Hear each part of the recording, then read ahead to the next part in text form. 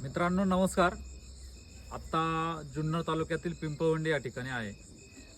आपल्या सर्वांना माहिती आहे की आपला जुन्नर तालुका असेल, आंबेगाव तालुका असेल, शिरूर तालुका असेल, सगळीकडे सध्या एकच प्रश्न महाराष्ट्रामध्ये गाजतोय, तो म्हणजे बिबट्या.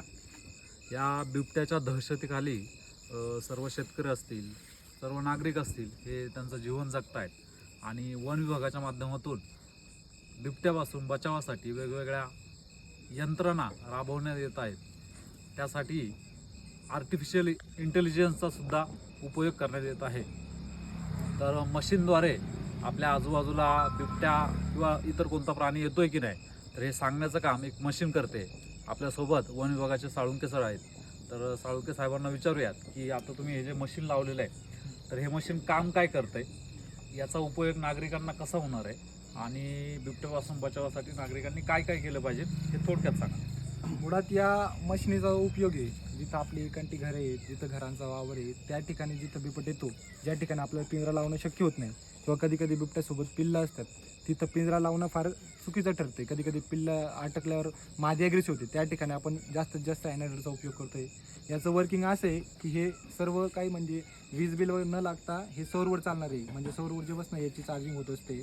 आता याच्यात जवळपास जर म्हटलं तर 2 सेन्सर आहेत आणि फ्लॅश आहेत, लाईट आहेत. जर ते सेन्सर असे आहेत की त्याच्यासमोरून कोणताही सजीव प्राणी गेला त्याच्या रेंजमध्ये जवळपास 50 ते 100 फूटमध्ये, तर ते सायरन वाजतंय जोरात, ज्याचं काही आवाजाने बिबट्या त्याचा रस्ता बदलतो, म्हणजे ते घरांकडे किंवा वस्तीकडे येत नाही, त्याचं आपण डायरेक्शन चेंज करू शकतो. आणि त्यानंतर याच्यात विषय असा आहे की ते फ्लॅशही करतं, ज्यामुळे बिबट ज्या रेंजमध्ये असतं त्या वस्तीकडे बिलकुल येत नाही.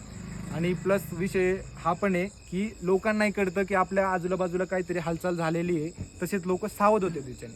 तर याचा जो मोड आहे, समजा इथं 3 बटणं आहेत आणि आवाज कशा पद्धतीने करतो ते आपण तुम्हाला दाखवूच. या प्रकारे जोरात आवाज होतो, कारण वस्तीत गावातही कळतंय की या पद्धतीने काहीतरी बाहेर काहीतरी हालचाल झाली, लोक सावध होतात. वन विभागाच्या माध्यमातून बिबट्यापासून सावध होण्यासाठी खूप चांगल्या प्रकारे काम सध्या या परिसरामध्ये सुरू आहे. आपण सर्वांनी काळजी घेणं गरजेचं आहे.